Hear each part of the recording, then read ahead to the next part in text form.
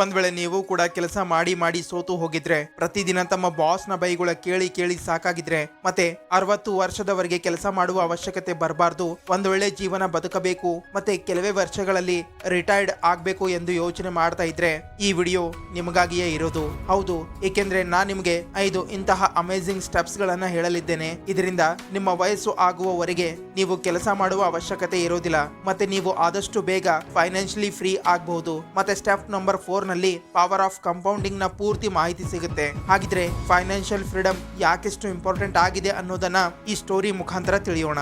Justin ಮತ್ತೆ ವಿರಾಜ್ ತುಂಬಾ ಒಳ್ಳೆಯ ಸ್ನೇಹಿತರಾಗಿದ್ರು. ಒಂದೇ ಶಾಲೆ, ಒಂದೇ ಕಾಲೇಜು. ಆದ್ರೆ ತಮ್ಮ 21ನೇ ವಯಸ್ಸಿಗೆ ನೌಕರಿ ಸಲುವಾಗಿ ಬೇರೆ ಬೇರೆ ಕಡೆಗೆ ಹೋಗಬೇಕಾಯಿತು. ಒಳ್ಳೆಯ ಕಂಪ್ನಿ, ಒಳ್ಳೆಯ ಸಂಬಳ, ಎಲ್ಲವೂ ಸರಿಯಾಗಿ ಇತ್ತು. ಆದ್ರೆ ಜಸ್ಟಿನ್ಗೆ ಒಂದು ಹೈ ಕ್ಲಾಸ್ ಲೈಫ್ ಬದುಕಬೇಕು ಅನ್ನೋ ಆಸೆ ಇತ್ತು. ಅದಕ್ಕೆ ಆತ ಜಾಬ್ ಸಿಗ್ತಾ ಇದ್ದಂತೆ ಒಂದು ಮನೆ, ಒಂದು ಕಾರ್ ಖರೀದಿ ಮಾಡಬೇಕು ಅನ್ಕೊಂಡ.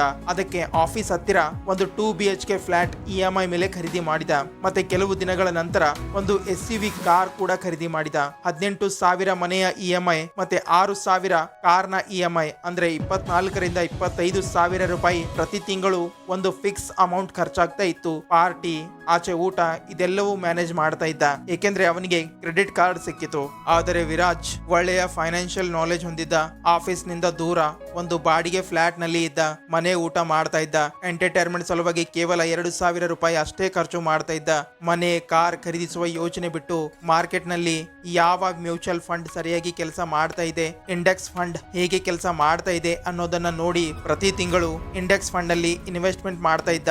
ಏಕೆಂದ್ರೆ ಆತ 60 ವರ್ಷದವರೆಗೆ ಕೆಲಸ ಮಾಡಬಾರ್ದು, ಬೇಗ ರಿಟೈರ್ಮೆಂಟ್ ಆಗ್ಬೇಕು ಅಂತ ಅನ್ಕೊಂಡಿದ್ದ. ಅದಕ್ಕೆ ಆತ ಬೇರೆ ಯಾವುದಾದ್ರೂ ಒಂದು ಆಲ್ಟರ್ನೇಟಿವ್ ಇನ್ಕಮ್ ಸೋರ್ಸ್ ಹುಡುಕ್ತಾ ಇದ್ದ, ಏಕೆಂದ್ರೆ ಅಲ್ಲಿಂದಲೂ ಹಣ ಬರಲು. ಅದಕ್ಕೆ ಆತ ಒಂದು ಆನ್ಲೈನ್ ಸ್ಕಿಲ್ಸ್ ಕಲಿತು ಒಂದು ಬಿಸ್ನೆಸ್ ಪ್ರಾರಂಭ ಮಾಡಿದ. ಮೊದಲಿಗೆ ಆತ ಎಲ್ಲಾ ಕೆಲಸ ತಾನೇ ಮಾಡ್ತಾ ಇದ್ದ. ನಂತರ ಒಬ್ಬ ಯುವಕನಿಗೆ ಹೈರ್ ಮಾಡಿದ. ಮತ್ತೆ ಪ್ರತಿ ತಿಂಗಳು 15,000 ರಿಂದ 20,000 ರೂಪಾಯಿ ಎಕ್ಸ್ಟ್ರಾ ಸಿಗಲು ಪ್ರಾರಂಭ ಆದವು. ಕೆಲವು ತಿಂಗಳ ನಂತರ ಕಾಲೇಜ್ನ ಎಲ್ಲಾ ಗೆಳೆಯರು ಭೇಟಿ ಆದ್ರು. ಜಸ್ಟಿನ್ ಹೊಸ ಕಾರ್ ನಲ್ಲಿ ಬಂದ, ಮತ್ತೆ ವಿರಾಜ್ ಮಾಮೂಲಿ ಸೆಕೆಂಡ್ ಹ್ಯಾಂಡ್ ಕಾರ್ ನಲ್ಲಿ ಬಂದ.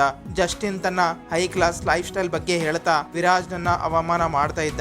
ಆದ್ರೆ ವಿರಾಜ್ ಸುಮ್ಮನಿದ್ದ, ಏಕೆಂದ್ರೆ ಆತನಿಗೆ ಗೊತ್ತಿತ್ತು ಯಾವ ದಾರಿ ಮೇಲೆ ಆತ ನಡೀತಾ ಇದ್ದಾನೆ ಅದು ಆದಷ್ಟು ಬೇಗ ಅವನಿಗೆ ಈ ರ್ಯಾಟ್ ರೇಸ್ ನಿಂದ ಆಚೆ ತೆಗೆಯುತ್ತೆ ಅನ್ನೋದು. ವರ್ಷಗಳು ಕಳೆದವು, ಮತ್ತೆ ಬಂತು ಕೋವಿಡ್. ಆಗ ಜಸ್ಟಿನ್ ನ ಕೆಲಸ ಹೋಯಿತು. ಹೋಮ್ ಲೋನ್ ಮತ್ತೆ ಕ್ರೆಡಿಟ್ ಕಾರ್ಡ್ ಬಿಲ್ ಭಾರ ಆಗ್ತಾ ಇತ್ತು. ಅದಕ್ಕೆ ಆತ ತನ್ನ 15 ಲಕ್ಷದ ಕಾರ್ 6 ಲಕ್ಷಕ್ಕೆ ಮಾರಾಟ ಮಾಡಿದ. ತಂದೆಯ ಆರೋಗ್ಯ ಸಮಸ್ಯೆ ಮತ್ತೆ ಫ್ಯಾಮಿಲಿಗೆ ಸಿಗುವ ಹೆಲ್ತ್ ಇನ್ಶೂರೆನ್ಸ್ ಸಹ ಸಿಗ್ಲಿಲ್ಲ. ಆಗ ಆತ ವಿರಾಜ್ಗೆ ಕಾಲ್ ಮಾಡಿದ. ಆತ ಅವನಿಗೆ ಮನೆಗೆ ಬರಲು ಹೇಳಿದ. ಆತನ ಮನೆ ನೋಡಿ ಜಸ್ಟಿನ್ಗೆ ಶಾಕ್ ಆಯ್ತು. ಮತ್ತೆ ಜಾಬ್ ಹೇಗೆ ನಡೀತಾ ಇದೆ ಎಂದು ಕೇಳಿದ. ಅದಕ್ಕೆ ವಿರಾಜ್ ಹೇಳಿದ, 2 ವರ್ಷ ಮುಂಚೆನೆ ನಾನು ಜಾಬ್ ಬಿಟ್ಟೆ. ಈಗ ನಾನು ಫೈನಾನ್ಷಿಯಲಿ ಇಂಡಿಪೆಂಡೆಂಟ್ ಆಗಿರೋದು ಮತ್ತೆ ರಿಟೈರ್ಮೆಂಟ್ ತಗೊಳ್ಳುವ ಯೋಚನೆ ಮಾಡ್ತಾ ಇದ್ದೇನೆ ಅಂದ. ಈಗ ಜಸ್ಟಿನ್ ಕೇಳ್ತಾನೆ, ಇದೆಲ್ಲ ಹೇಗೆ ಮ್ಯಾನೇಜ್ ಮಾಡ್ತೀಯಾ ಅಂತ. ಆಗ ವಿರಾಜ್ ಹೇಳ್ತಾನೆ, ನನ್ನ ಬಿಸ್ನೆಸ್ ಸರಿಯಾಗಿ ನಡೀತಾ ಇದೆ, ಎಂಪ್ಲಾಯೀಸ್ ಸರಿಯಾಗಿ ಕೆಲಸ ಮಾಡ್ತಾ ಇದ್ದಾರೆ, ಮತ್ತೆ ಇಂಟ್ರೆಸ್ಟ್ ಹಾಗೂ ಡಿವಿಡೆಂಟ್ ನಿಂದ ಅಷ್ಟೊಂದು ಹಣ ಸಿಗುತ್ತೆ. ಅದರಿಂದ ನಾನು ಮತ್ತೆ ನನ್ನ ಕುಟುಂಬ ಒಳ್ಳೆಯ ಜೀವನ ಬದುಕಬಹುದು ಅಂತಾನೆ. ಹಾಗಿದ್ರೆ ವಿರಾಜ್ 30ನೇ ವಯಸ್ಸಿಗೆ ರಿಟೈರ್ಡ್ ಹೇಗೆ ಆದ ಅಂದ್ರೆ ಆತ ವೆಲ್ತ್ ಬಿಲ್ಡಿಂಗ್ ನ 5 ಎಲ್ಲಕ್ಕಿಂತ ಬೆಸ್ಟ್ ರೂಲ್ಸ್ ಫಾಲೋ ಮಾಡಿದ. ಅದರಲ್ಲಿ ಮೊದಲ ಸ್ಟೆಪ್ ಇದೆ, ಸ್ಟೆಪ್ ನಂಬರ್ 1, ನೋ ಲೋನ್ಸ್. ನೋಡಿ, ವಿರಾಜ್ ಸಕ್ಸಸ್ಫುಲ್ ಆಗಲು ಮತ್ತೆ ಬೇಗ ರಿಟೈರ್ಡ್ ಆಗಲು ಇದೇ ದೊಡ್ಡ ಕಾರಣ ಆಗಿತ್ತು. ಅಂದ್ರೆ ಅವನ ಮೇಲೆ ಯಾವುದೇ ಸಾಲ ಇರಲಿಲ್ಲ. ತುಂಬಾ ಜನ ಫೈನಾನ್ಷಿಯಲ್ ಜರ್ನಿಯಲ್ಲಿ ಇದೇ ದೊಡ್ಡ ತಪ್ಪು ಮಾಡಿರ್ತಾರೆ, ಮತ್ತೆ ತಮ್ಮ ಸಲುವಾಗಿ ಒಂದು ಇಂತಹ ಟ್ರ್ಯಾಪ್ ನಿರ್ಮಾಣ ಮಾಡಿರ್ತಾರೆ. ಅದರಿಂದ ಅವರು ಯಾವತ್ತೂ ಆಚೆ ಬರೋದಿಲ್ಲ. ಉದಾಹರಣೆಗೆ ಜಸ್ಟಿನ್ ಅಂತಹ ಜನ 30 ರಿಂದ 40 ಸಾವಿರದ ಸ್ಯಾಲರಿಯಲ್ಲೇ ಮನೆ, ಕಾರ್, ಬೆಲೆ ಬಾಳುವ ಫೋನ್ ತಗೊಳ್ಳುವ ಕನಸು ಕಾಣ್ತಾರೆ. 10 ಲಕ್ಷದ ಗಾಡಿ, 50 ರಿಂದ 60 ಲಕ್ಷದ ಫ್ಲಾಟ್, 1 ಲಕ್ಷದ ಐಫೋನ್, ಇಂತಹ ಆಸೆ ಹೊಂದಿರುವ ವ್ಯಕ್ತಿ ಇದನ್ನೆಲ್ಲ ನಿಜ ಮಾಡಲು ಬ್ಯಾಂಕ್ ಮತ್ತೆ ಕ್ರೆಡಿಟ್ ಕಾರ್ಡ್ ಕಂಪ್ನಿ ಹತ್ತಿರ ಹೋಗ್ತಾನೆ. ಮತ್ತೆ ಲೋನ್ ತಗೊಳ್ಳುವುದು ಅವನಿಗೆ ತುಂಬಾ ಈಸಿ ಇದೆ ಅಂತ ಅನ್ಸುತ್ತೆ. ಆದ್ರೆ ಯಾವಾಗ ನೀವು ಆ ಡ್ಯೂರೇಷನ್ ಅಲ್ಲಿ ಹಣ ಸಂಪಾದನೆ ಮಾಡುವುದರ ಮೇಲೆ ಗಮನ ಕೊಡಬೇಕಾಗಿತ್ತು, ಇನ್ನೊಂದು ಇನ್ಕಮ್ ಸೋರ್ಸ್ ಬಿಲ್ಡ್ ಮಾಡಬೇಕಾಗಿತ್ತು, ಒಂದು ಕಾರ್ಪಸ್ ಅಮೌಂಟ್ ಬಿಲ್ಡ್ ಮಾಡಬೇಕಾಗಿತ್ತು. ಆದರೆ ನೀವು ಪೂರ್ತಿ ಜೀವನ EMI ಪೇ ಮಾಡುವುದರಲ್ಲಿಯೇ ಕಳೆದು ಬಿಟ್ರಿ. ನೋಡಿ, 40,000 ಸಂಪಾದನೆ ಮಾಡುವ ಒಬ್ಬ ವ್ಯಕ್ತಿ 15 ರಿಂದ 20,000 ಕೇವಲ EMI ಪೇ ಮಾಡ್ತಾ ಇದ್ರೆ ಆತ ಹೇಗೆ ಅರ್ಲಿ ರಿಟೈರ್ಡ್, ಫೈನಾನ್ಷಿಯಲ್ ಫ್ರೀಡಮ್ ಮೇಲೆ ಹೇಗೆ ಗಮನ ಕೊಡ್ತಾನೆ? ಮತ್ತೆ ಒಂದು EMI ಡಿಫಾಲ್ಟ್ ಆದ್ರೆ ಕತೆ ಮುಗಿತು ಅನ್ಕೊಳ್ಳಿ. ಅದಕ್ಕೆ ಆದಷ್ಟು ದೊಡ್ಡ ಲೋನ್ಗಳಿಂದ ದೂರ ಇರಿ, ಮತ್ತೆ ಮಲ್ಟಿಪಲ್ ಇನ್ಕಮ್ ಸೋರ್ಸ್ ಬಿಲ್ಡ್ ಮಾಡುವುದರ ಮೇಲೆ ಗಮನ ಹರಿಸಿ. Step number 2, use 50-20-30 rule for budgeting. ನೋಡಿ, ಬಜೆಟಿಂಗ್ ಫೈನಾನ್ಷಿಯಲ್ ಫ್ರೀಡಮ್ ನಲ್ಲಿ ತುಂಬಾ ದೊಡ್ಡ ಇಂಪಾರ್ಟೆಂಟ್ ಸ್ಟೆಪ್ ಆಗಿದೆ. ಆದರೂ ಜನ ಇದನ್ನ ಇಗ್ನೋರ್ ಮಾಡ್ತಾರೆ. ನೋಡಿ, ನೀವು 2-3 ಲಕ್ಷ ಸಂಪಾದನೆ ಮಾಡಬೇಕು ಅಂತೀರಾ, ಆದ್ರೆ ನಿಮ್ಮಿಂದ 40,000ವು ಮ್ಯಾನೇಜ್ ಆಗ್ತಾ ಇಲ್ಲ ಅಂದ್ರೆ ಭವಿಷ್ಯದಲ್ಲಿ ಲಕ್ಷ ರೂಪಾಯಿ ಹೇಗೆ ಮ್ಯಾನೇಜ್ ಆಗುತ್ತೆ? ಖರ್ಚುಗಳನ್ನ ಟ್ರ್ಯಾಕ್ ಮಾಡದೇ ಇರೋದು ಈ ಡೆಡ್ ಟ್ರ್ಯಾಪ್ ನ ಎಲ್ಲಕ್ಕಿಂತ ದೊಡ್ಡ ಕಾರಣ ಆಗಿದೆ. ಏನೆಲ್ಲ ಇಷ್ಟ ಆಗತ್ತೆ ಅದನ್ನ ನೀವು ಖರೀದಿ ಮಾಡ್ತೀರಾ, ಆದರೆ ನೀವು ವಿರಾಜ್ನ ಹಾಗೆ ಬಜೆಟಿಂಗ್ ಮಾಡಬೇಕು. ಮತ್ತೆ ಮೊದಲಿಗೆ ಒಂದು ಫ್ರೂಗಲ್ ಜೀವನ ಬದುಕಬೇಕು. ಮತ್ತೆ 50-20-30 ರೂಲ್ ಉಪಯೋಗ ಮಾಡಬೇಕು. ಇದರಲ್ಲಿ ನೀವು ತಮ್ಮ ಇನ್ಕಮ್ ನ 50% ತಮ್ಮ ನೀಡ್ ಸಲುವಾಗಿ ಖರ್ಚು ಮಾಡಬೇಕು, 30% ಇನ್ವೆಸ್ಟ್ಮೆಂಟ್ ಮಾಡಬೇಕು, ಮತ್ತೆ ಉಳಿದ 20% ಎಂಟರ್ಟೈನ್ಮೆಂಟ್, ಪಾರ್ಟಿ ಮತ್ತೆ ಅವಶ್ಯಕತೆಗಳಿಗಾಗಿ ಖರ್ಚು ಮಾಡಬೇಕು. ಅಂದ್ರೆ ನಿಮ್ಮ ಇನ್ಕಮ್ 30,000 ರೂಪಾಯಿ ಆಗಿದ್ರೆ 15,000 rent, electricity, food, cost of living ಸಲುವಾಗಿ ಖರ್ಚು ಮಾಡಬೇಕು. ನೆಕ್ಸ್ಟ್ 30% ಅಂದ್ರೆ 9,000 ರೂಪಾಯಿ ಇನ್ವೆಸ್ಟ್ಮೆಂಟ್ ಮಾಡಬೇಕು. ಅದಕ್ಕೆ ಮೊದಲೇ ಆಟೋಮೆಟಿಕ್ SIP ಆಪ್ಷನ್ ಸೆಲೆಕ್ಟ್ ಮಾಡಿರಬೇಕು. ಅದು ಸ್ಯಾಲರಿ ಬಂದ ತಕ್ಷಣ ಕಟ್ ಆಗುತ್ತೆ. ಮತ್ತೆ ಉಳಿದ 20% ಗಿಲ್ಟ್ ಫ್ರೀ ಸ್ಪೆಂಡಿಂಗ್ ಮಾಡಬಹುದು. ಅಂದ್ರೆ 6,000 ರೂಪಾಯಿ ಓಡಾಡಲು, ಆಚೆ ಊಟ ಮಾಡಲು, ಮೂವೀಸ್, ಎಂಟರ್ಟೈನ್ಮೆಂಟ್ ಸಲುವಾಗಿ ಖರ್ಚು ಮಾಡಬೇಕು.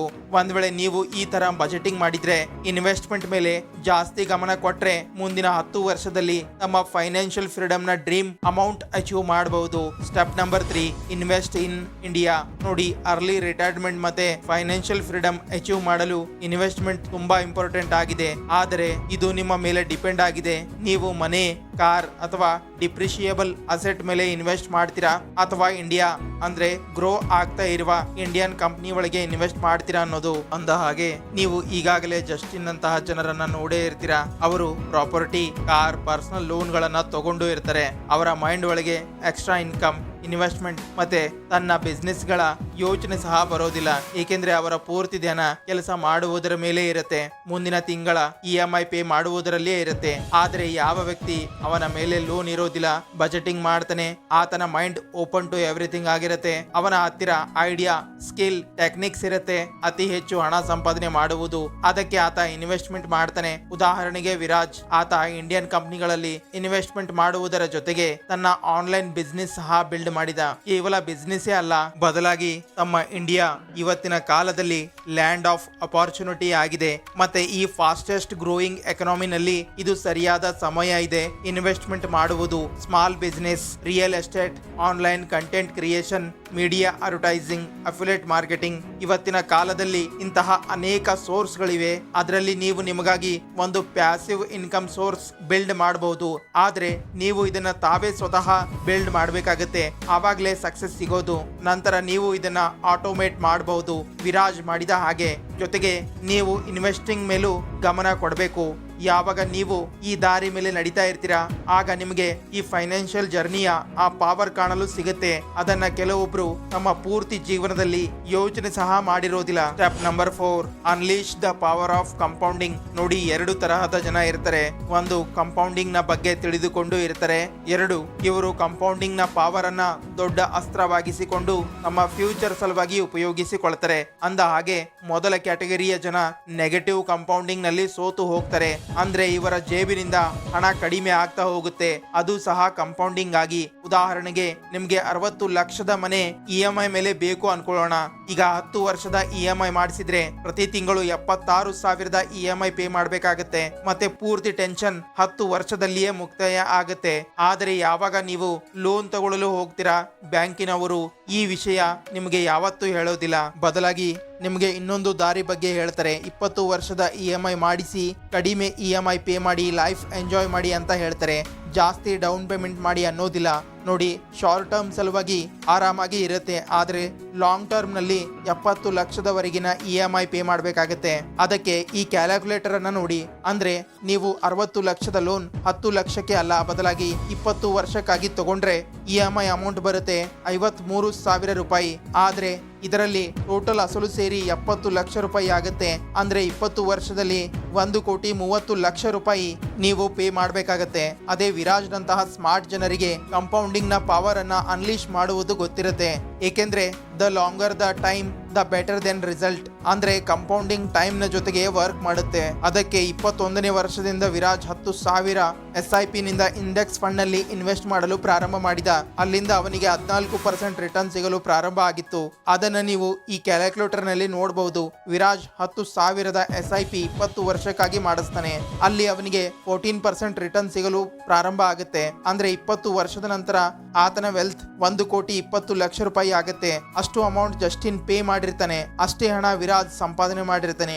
ಹಾಗಿದ್ರೆ ಇದಾಗಿತ್ತು ಪವರ್ ಆಫ್ ಕಂಪೌಂಡಿಂಗ್. ಇದನ್ನ ನೀವು ಸರಿಯಾಗಿ ಉಪಯೋಗಿಸಿಕೊಂಡ್ರೆ ಇದು ನಿಮಗೆ ತುಂಬಾ ಸಹಾಯ ಮಾಡುತ್ತೆ. Step number 5, fire method of early retirement. ಈಗ ನಾ ಹೇಳಿರುವ 4 ಸ್ಟೆಪ್ಗಳ ಸಾರಾಂಶ ಬರುತ್ತೆ. ಈ ಸ್ಟೆಪ್ ನಿಂದ ಅದು ಹೇಳುತ್ತೆ 50 ರಿಂದ 60 ವರ್ಷ ಕೆಲಸ ಮಾಡಬೇಡಿ. ದಿನ ರಾತ್ರಿ ಒಂದೇ ಕೆಲಸದ ಹಿಂದೆ ಓಡಬೇಡಿ. ಹಣದ ಸಲುವಾಗಿ ತಮ್ಮ ಬಾಸ್ ಮೇಲೆ ಡಿಪೆಂಡ್ ಆಗಿರಬೇಡಿ. ಬದಲಾಗಿ ಒಂದು ಇಂತಹ ಇನ್ಕಮ್ ಸೋರ್ಸ್ ಬಿಲ್ಡ್ ಮಾಡಿ ಅದರಿಂದ ಹಣದ ಚಿಂತೆ ಮುಕ್ತಾಯ ಆಗ್ಬೇಕು. ನೀವು ಏನೇ ಮಾಡದೇ ಇದ್ರೂ ಹಣ ಬರ್ತಾ ಇರಬೇಕು.